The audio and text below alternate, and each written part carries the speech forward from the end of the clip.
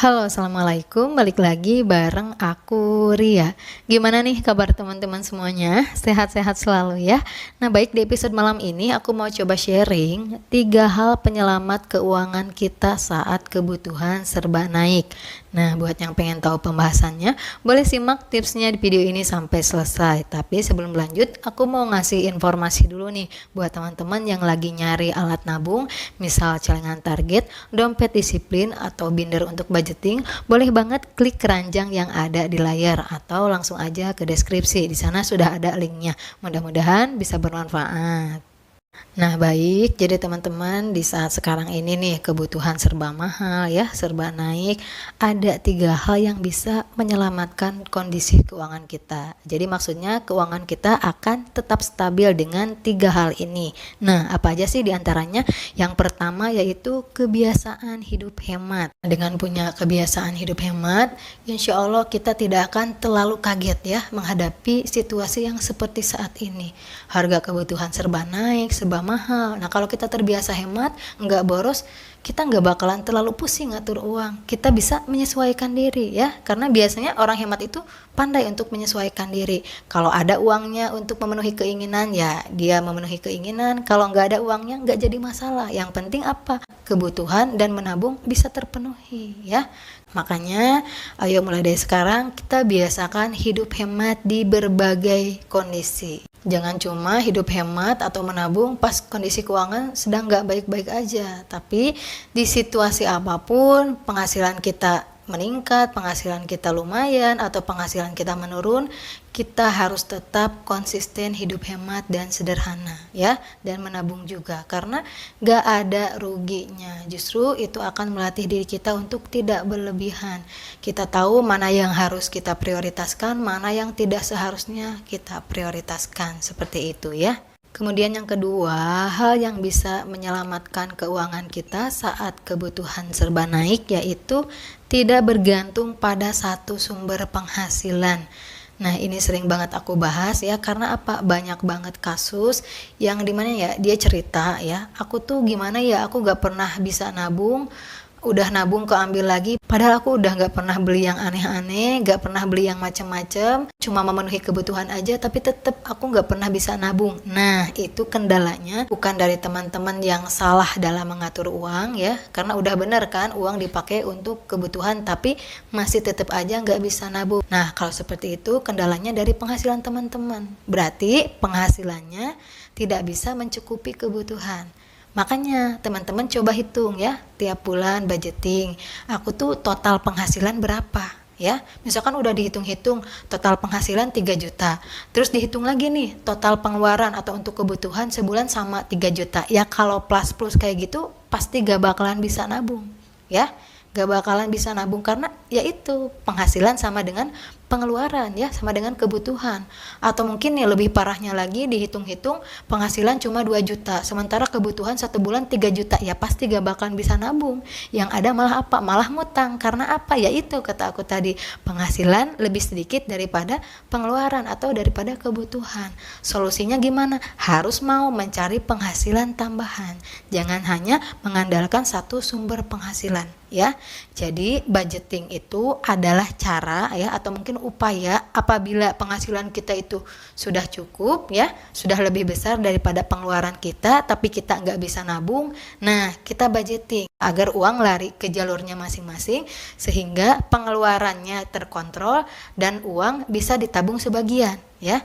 Itu fungsi dari budgeting. Tapi kalau misalkan penghasilan teman-teman memang nggak seberapa, lebih besar pengeluarannya atau kebutuhannya, mau di budgeting gimana pun pasti bakalan susah ya, karena memang nggak cukup ya. Kata aku tadi, solusinya harus mencari penghasilan tambahan, jangan hanya bergantung pada satu sumber penghasilan, seperti itu. Kemudian yang ketiga, hal yang bisa menyelamatkan keuangan kita saat kebutuhan serba naik yaitu memiliki tabungan dana darurat. Nah, dengan kita punya tabungan dana darurat itu bisa jadi bekal ya, lumayan sambil nunggu kondisi keuangan stabil lagi. Misalkan nih sekarang penghasilan segitu-gitu aja atau mungkin penghasilan nurun sementara harga kebutuhan serba naik. Taruh kata nih penghasilan itu cuma 3 juta rupiah. Sementara pengeluaran tiap bulan itu 4 juta rupiah. Nah, yang kurangnya 1 juta rupiah itu kan bisa kita pinjam dulu atau pakai dana darurat sambil menunggu kondisi keuangan stabil lagi ya, sambil menunggu penghasilan meningkat lagi. Nah, kalau kita nggak punya tabungan dana darurat sama sekali, ya pasti ujung-ujungnya ngutang, nyari pinjaman sana sini, boro-boro mau bayar utang. Kan penghasilan juga segitu-gitunya ya, untuk kebutuhan juga kurang, apalagi untuk bayar utang, pasti utangnya makin menumpuk. Nah, itulah pentingnya punya tabungan dana darurat. Penghasilan kita sedang menurun, kalau kita punya bekal, punya tabungan dana darurat, kita bisa pergunakan tabungan dana darurat tersebut. Makanya jujur ya, aku paling kurang suka ya, kurang setuju istilahnya kalau ada yang bilang ngapain sih kita nabung, ngapain numpuk-numpuk harta gak bakalan dibawa mati. Aduh, aku nabung dari dulu sampai sekarang, kata aku juga gak pernah nyampe numpuk itu tabungan, tapi alhamdulillahnya apa, kondisi keuangan selalu stabil ya.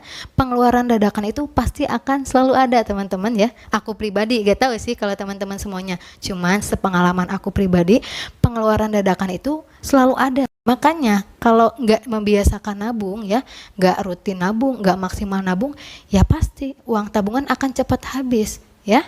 Bener gak? Kita sering nabung aja kadang keambil lagi untuk pengeluaran dadakan, apalagi yang nggak nabung.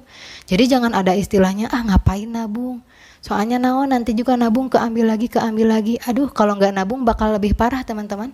Kita butuh uang, nggak punya tabungan, ujungnya nyari pinjaman, terlilit utang, pusing. Mendingan ibaratnya kita nabung keambil lagi daripada kita nggak nabung, butuh uang, nggak ada yang bisa kita ambil, nggak ada yang bisa kita andalkan ya. Jadi mulai dari sekarang tanamkan di pikiran teman-teman nih, aku nabung bukan niat untuk menumpuk-numpuk harta atau niat untuk pelit sama diri sendiri. Itu adalah bentuk ikhtiar agar aku dan keluarga bisa hidup layak dari waktu ke waktu kalau punya tabungan ya. Ada yang bisa kita andelin. Masa kita mau ngandelin terus orang lain ya, atau mungkin orang tua atau mungkin keluarga, kan kasihan ya, mereka juga punya kebutuhannya masing-masing. Jangan dibebani sama kita. Kalau kita punya tabungan, kita nggak usah bergantung pada siapapun. Bahkan kalau misalkan tabungan kita cukup banyak, kita bisa ngebantu orang lain, ngebantu saudara kita, ngebantu orang tua kita, bukannya malah jadi beban seperti itu ya.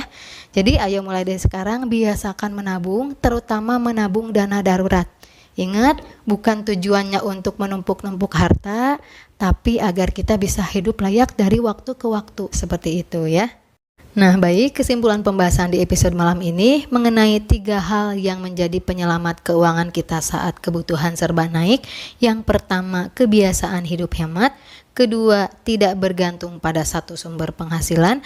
Dan yang ketiga, memiliki tabungan dana darurat. Oke, mungkin cukup sekian pembahasan di episode malam ini. Sekali lagi aku nggak ada niatan untuk menggurui, aku cuma pengen sharing aja. Berharap video ini bisa bermanfaat buat teman-teman semuanya.